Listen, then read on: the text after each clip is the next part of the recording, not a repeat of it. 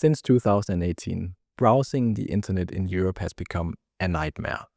I'm sure you know what I'm talking about. The endless number of cookie, consent, pop-up, dialogues, whatever they're called, that's basically cluttering the entire internet. And in my opinion, in many ways, ruining the UX of the internet. And of course, this was something that was mandated by the European Union through laws like GDPR and the ePrivacy directive. And obviously, from the regulator's point of view, the goal was transparency about data usage. But the result is essentially an internet just absolutely cluttered with these consent forms. Billions of euros have been spent by companies and entities implementing these, but arguably they've made little difference. They've just made the internet more frustrating to use, and the privacy gain has been very, very limited, if any, to the end user. To be fair, of course, privacy does matter, but these pop-ups have just become an obstacle. They break focus, they disrupt flows, and while this began in Europe, of course, it's now a global problem because websites usually don't track where users are coming from. They just present the same websites to everyone, and that means this is basically like just a pandemic spreading to the entire world. Like the EU essentially ruined the user experience of the internet globally, in my opinion. So it's really, really sad. And to sort of illustrate how much it affects me, at least, and this is probably how I got the inspiration for this video. 2 days ago, I had a dream, and I'm not speaking metaphorically. I actually was asleep. I had this dream, or maybe we should call it nightmare. I don't know.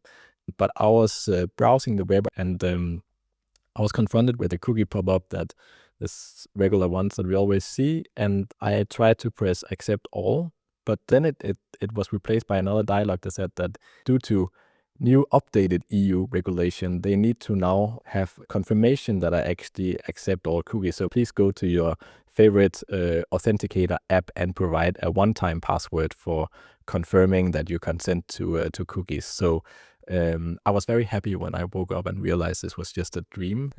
And I know it sounds ridiculous, but I think it actually captures how intrusive these banners are. They're so common now that even our subconsciousness is trying to deal with them, at least for me, but maybe I'm more annoyed than usual. I don't know. I would argue that it's actually a drain on time and focus, almost like a case study in regulation with unintended effects. In reality, many users just click accept all just to get over with it. They want to get to the content.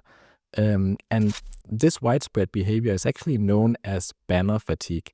So we've become so used to these interruptions that we no longer think critically about our choices. We just basically dismiss them one way or the other. And ironically, regulation meant to protect privacy results in users surrendering to it just to move on and get on with the content.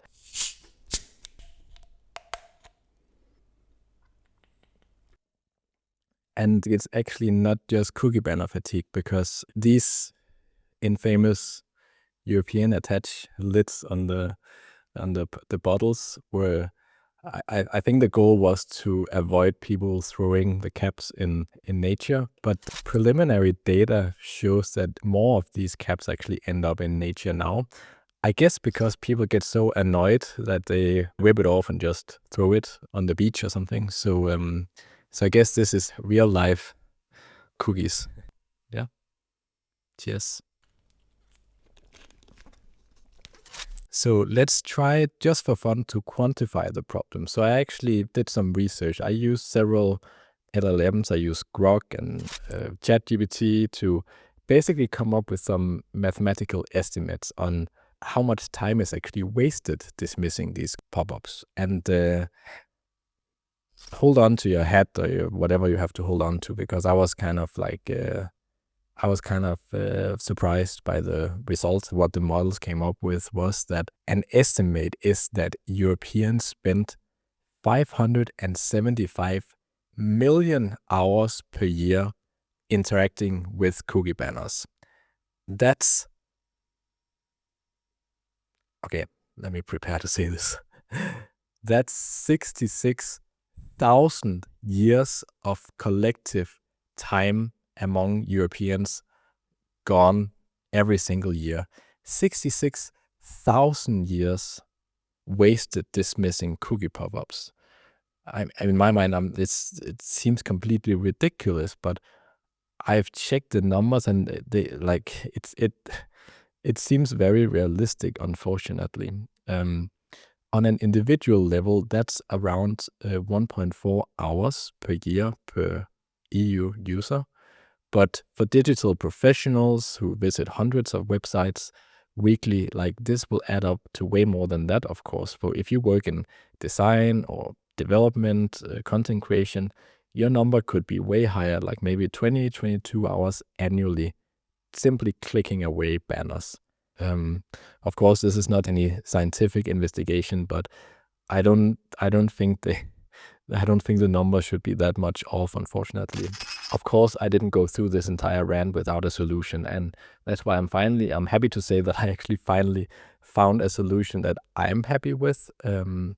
And the reason why I'm saying this is because obviously from the beginning there have been these like ad blockers and stuff that could also prevent the cookie pop-ups, but the problem has always been that cookie banner pop-ups have been implemented differently between different websites. And so one website might use like a darkened overlay like behind the banner that will fill out the entire website with a dark overlay, and then the banner is on top. And maybe the ad blocker might identify the cookie dialog, but then it removes that, and then you're still stuck with like a darkened overlay so now you cannot even dismiss a cookie pop-up. Now you just have an overlay over a website where you cannot interact with the website because you cannot click on anything because you have the overlay. So there are a lot of issues that made it work not consistently across all websites, and in some cases actually disrupted the flow even more.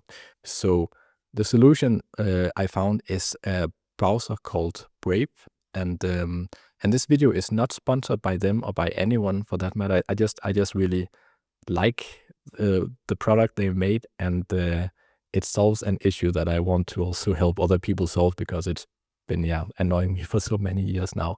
So so essentially Brave browser has made a very clever solution to this problem, I think. Initially, Brave had a similar approach as some of these ad blockers. Like they use community created filters, like lists, similar to ad blockers. But since sites, as I mentioned, implement consent dialogues in countless different ways, Brave added something much more substantial, which is artificial intelligence. So they built an open source tool called Cookie Crumbler, which uses large language models to identify and block cookie dialogue. So even if they've never seen them before, Cookie Crumbler will scan for familiar language patterns, both in code and in terms of the language, like accept cookies or manage preferences and so on.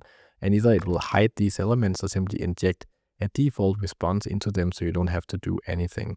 And this works across languages and regions of the world, and it will get smarter over time. The key point is that the approach of Brave browser doesn't just click buttons for you. It often avoids sending any data to the consent systems at all. You never interact with the pop-up, so nothing gets transmitted really to the third-party consent managers.